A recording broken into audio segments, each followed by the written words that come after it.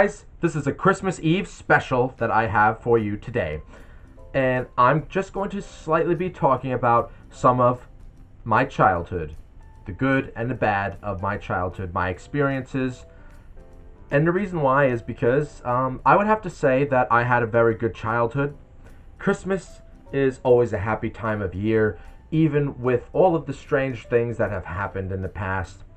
But I want to tell you a bit of an inspirational story about a little person like me. No big deal, I'm just a nothing, right? But I have a story to tell. So, as I said in my previous video, I was a very soft child, not too aggressive. I just like to be to myself, play video games. I didn't like sports. And some mean people, like cousins or people in school, would see that in me, take advantage of it, and try to bully me pretty much. Now, if you looked at me as a kid, and you just knew me as that kid, most people probably thought, this kid is not going to last. This kid is not going to survive. Like, I was kind of a sickly child, and a very, very different child, you know? Not in a bad way. But I was a very independent, like, I didn't need too many friends. I didn't need too much attention from people. I was pretty happy being a single child and everything. Oh, and if you're going to ask me why I got Rudolph over here, this particular Rudolph I had since I was a child. And I used to walk around when me and my grandparents used to walk around the neighborhood sometimes around this time of the year. I would have a little shoebox that I would put Rudolph in, and I would make pretend he was a pet that I had to keep warm in the box and carry around. Yeah, I was an odd kid. But this Rudolph has been with me ever since, and since this is a Christmas Eve special, Rudolph should be by my side. So, I was a very sickly child. I got into t-ball in 2005 or 6. My grandpa wanted me to play some sports. I didn't like this, I didn't like that. Then somehow I got into t-ball, and the coach was an asshole. No, besides that, I didn't get along with the kids too well. The kids made fun of me a lot. Whatever. There was one kid who had the same name as me, and his father was the coach. Now, I won't go into too much detail on these people, because if you would do some research, you would find out who they are actually, because the father is pretty big actually where I'm from. Unfortunately, that kid who was bullying me as a child, he was like the popular kid at the time, and he was a real jerk to me. But what's sad is I found out years later that he died. He died at age like 19 or 20, I think. I don't know exactly. So I feel really bad about that. He overdosed on some drug or something. I don't know the whole story, but I know it was some kind of a drug overdose. So that's terrible. You know, I can't imagine what the father had to go through. So that sucks, man. That really sucks. That's terrible. But besides that point, so what happened to me when I was playing t-ball, because I was such an idiot with sports and a goofball, the coach threw the ball real hard at me, and it hit me in the chest. You know, because I didn't move out of the way. I didn't do anything. I let it like hit me in the chest. So it hit me so hard that I developed this chest pain that I would get and I had this for a long time, right? And this chest pain was so strong, it felt like somebody was like sticking a knife in me a little bit, and it would cause this pain and like real deep, and I would scream, I would yell, I would wake up in the middle of the night with these pains for a long time, torturing my grandparents and my mother about it. And we went through so many doctors. They didn't know what it was. Finally, we went to one doctor. She diagnosed it as multiple sclerosis, but I don't even think it was that. I don't know what it was, and I don't even think they really knew what it was either. So it did go away over time with age, thank God. But for a good like 4 years, I was living with the embarrassment of getting these chest pains in random times of my life. There was one doctor who recommended me to do karate. karate turned out to be a blessing in so many ways. I don't like sports, I'm not into it, but karate was just the taekwondo was just the right amount for me, and it's what I needed. So 4 years of doing that, I get up to the black belt level. The chest pains pretty much vanish by 2010, 2011. But I was like from 2006-ish, 2005 to then with those chest pains. And I think that's another reason why I ended up learning to be more of a true single child, like just having to be happy with myself, because it was a little hard to have friends when you would get these chest pains out of nowhere. People look at you funny. People were thinking there's something wrong with you, obviously. So, yeah, man, that's where a lot of problems started as well. It was terrible. I mean, we went to like this physical therapist, this woman. I forgot her name, but she was so nice. I used to go there every couple weeks, and she would do the physical therapy with me. And I guess I had a crush on her as a little kid, though. I mean, she's an adult. Man, we went through a lot. We really did. We went through a lot. My grandparents went through a lot with me. My mom went through a lot with me. But what's funny is I was a sickly child, and now I'm like this 230-pound galoot. And I don't weightlift now because I'm too busy with things, and frankly, I'm tired of the weightlifting. I gained too much weight with the weightlifting, and I wasn't feeling too good about it. I didn't care that I was looking real buff. I was getting a belly, and if you don't keep up the workout too long, the muscle kind of turns into extra weight, like fat. So that was turning into a whole thing. But for like from 2018 to 2024, or actually 2025, I stopped weightlifting 5 months ago now, since Grandpa's been getting sick. But I was weightlifting like crazy, and I was getting real meaty and everything. So I went from this little kid that was sickly and fucked up and a problem, to this healthy galoot that has the stomach of iron, right? And even when I was in middle school, high school, I had a horrible belly. Like, I mean, I couldn't eat anything without feeling sick all the time. I had this crazy anxiety, and it obviously was a mix of nerves, and it was a mix of just being too sensitive to everything. And I had to have lactose milk. Now I don't even need to do that shit. I was fucked up as a child and a teenager, but now, like, I could eat anything, and it's like I got a stomach of iron. You know what I mean? I could eat, I could drink anything. Sometimes too much, too much. Like, there's no limit, it feels like sometimes, on this stomach.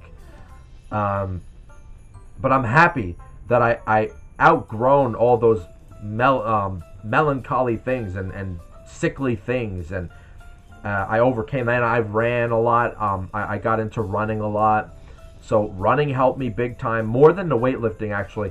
I used to run a lot more when I was a teenager and everything. And I think that helped me as well.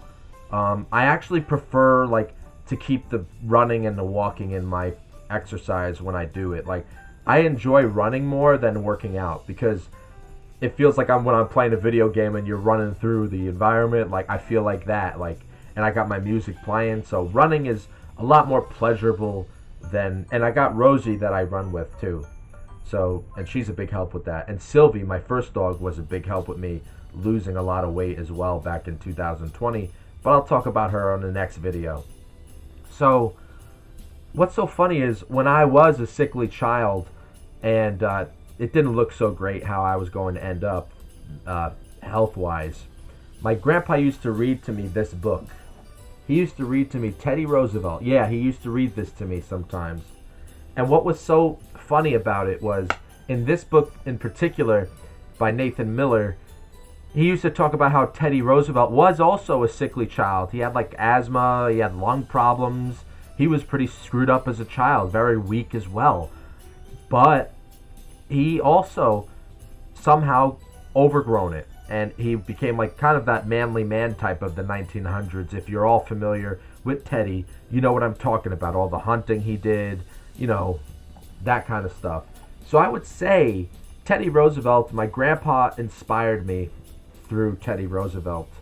So thank you for that, Grandpa, for not losing hope in my physical health because it worked out. I'm healthy as an ox now, and too healthy though. I eat too much. I'm working on that. But yeah, like, so we went through a lot, as a family. And besides that, all of the issues we had with the outside family, the cousins, aunts, and uncles, which you got a taste of in my last video, where my cousin literally tried to murder me in the pool when we were kids.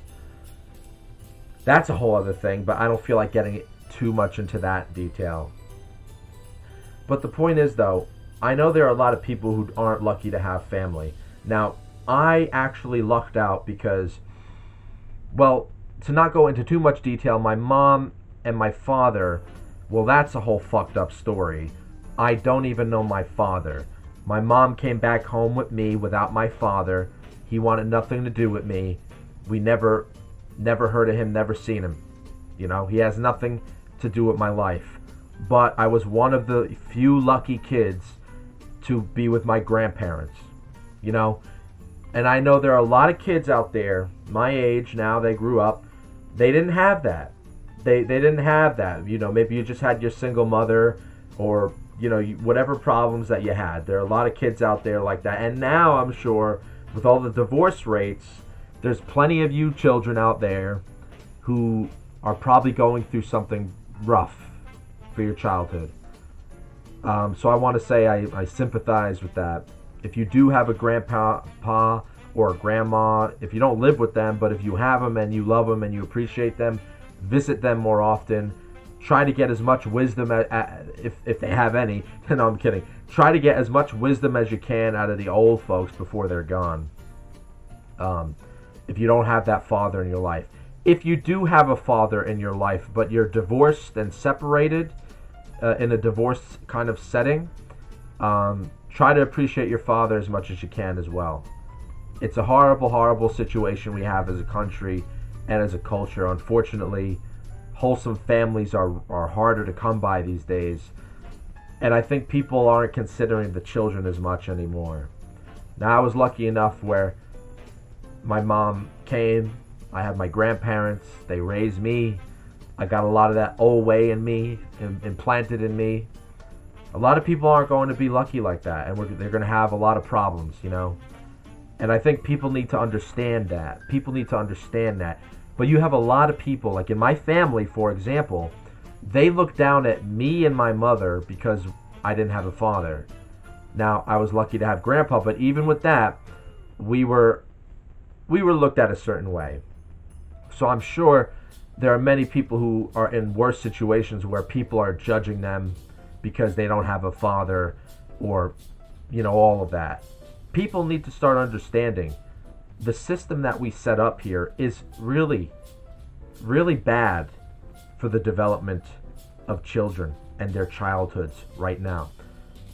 And the way everything is with the corporations, the way the capitalism kind of works, they're not really thinking about the children having good memories. I mean, it's difficult. There are families doing it. But it's a struggle. It's a struggle. The American way right now is, well, at this moment, it feels like it's not thinking about the future. We're only thinking about now, the now, and my satisfaction now, me. So, I know this has turned into a bit of a lecture, but I'm only saying this from the perspective of someone who grew up as a single child without knowing my father. Now, even though I have my grandpa, there is a missing thing in me because I didn't have that father, Now, I can't imagine what men, boys in particular, who grow up without any father figure or any kind of father figure in their life, what kind of problems that they're going to develop or what issues they're going to have in life and the perspectives that they're going to form from this. The society today has reduced the men to be viewed in a negative light, with the divorce rates, the system favoring the woman and everything. And I think they're ignoring how this is going to affect the boys. It seems like the system cares more about little girls than it does about boys. when it really should be like how J.K. Rowling viewed things. She wrote her books, as she said in the old documentary. She wrote it for girls, but she also wrote it especially for boys because she wanted them to read more. She cared about both kids. Because she's a good person. And I don't care what you say about her politics. I think she's a genuine person. Nobody is going to get out of these political days that we live in unscathed. But she is a genuine person.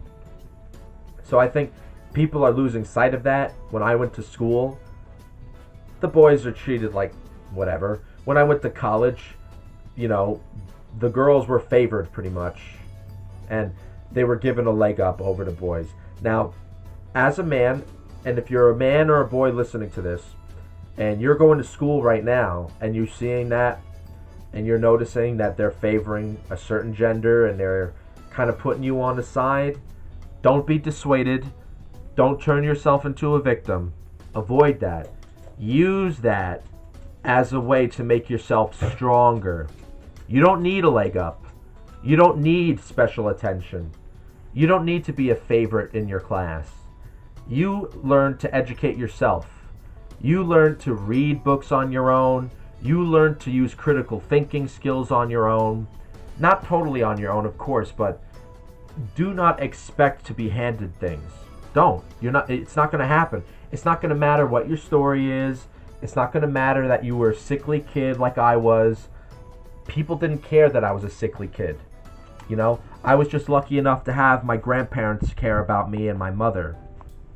But outside of that, it didn't matter that what happened with my father. It didn't happen that, we had a very limited support system. We were on our own, So use that as a way to become stronger in your life. Don't focus on what you're not being given. Don't focus on who's not dealing with you, who's not giving you what you want. You figure out how you get what you want on your own merits. And that's it. Because that's all it's going to be. And you can't expect people to give you any slack. It's not going to happen. If you're a girl, well, you might have a better chance of that in today's day and age. As a woman, as a girl, you got a lot more benefits to the society than a man does. And I hate to break it to you, it's actually making you weaker as a female species. That's right. I'm going to say that. As a female species, all of these benefits and leg ups that you're getting from the government, from society, from our culture, it's making you mentally, spiritually, and physically weaker people. Sure, you might be really good at your sports, but that doesn't mean shit at the end of the day. If you have no character, who cares if you could kick a ball in a field goal? Who cares if you're the first female boxer and you could get your face punched in nice and hard? Who cares if you're a female in the military and you could blow up some brown guy with a drone just pressing a button all the way in Florida? None of that matters. The men who are being neglected, two things are going to happen.